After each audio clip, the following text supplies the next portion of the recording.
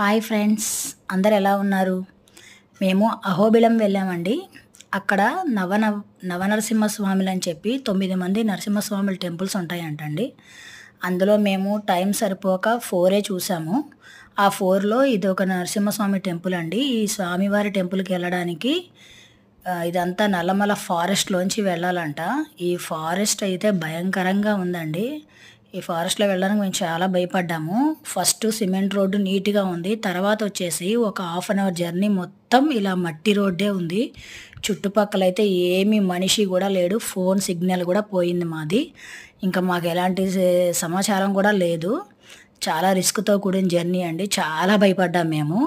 ఒక half an hour 20 minutes journey ఇట్లా మట్టి రోడ్డు ఉంటది.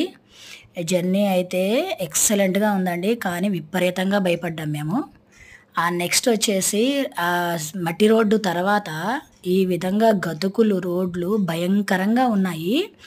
అసలా మేమెక్కిన జీప్ అయితే ఊగిపోతుంది. అటు ఇటు పడిపోతున్నాం మేము. చాలా up and downs full down అయిపోతుంది. అప్‌లోకొస్తుంది.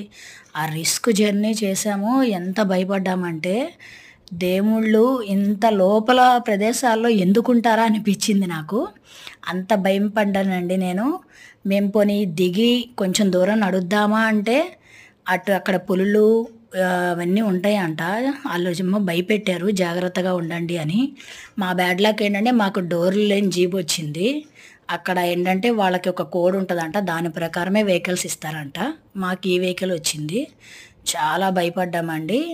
ఎలా అయితే రిస్క్ చేసి దేవుడికి దండం పెట్టుకొని నరసింహస్వామిని తలుచుకొని డేర్‌గా ఎలా అయితే వెళ్ళామో 1½ అవర్ జర్నీ పట్టింది. రిస్క్ బాగా చేయాలి. మేమైతే చాలా భయపడ్డామండి.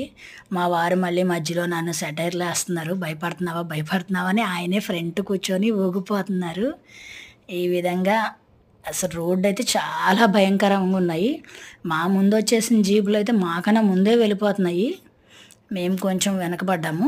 కొంచెం నిదానంగా వెళ్ళమని చెప్పాము డ్రైవర్ గారిని. ఆఖరికి ఎలాగైతే టెంపుల్ దగ్గరికి చేరుకున్నామండి. ఇది నరసింహస్వామి చెంచులక్ష్మి అమ్మవారిని పెళ్లి చేసుకున్న టెంపుల్ అంట ఈ ప్లేసు. నవనరసింహస్వాముల్లో ఇదొక టెంపుల్ అండి. ఎలా అయితే రీచ్ అయ్యాము.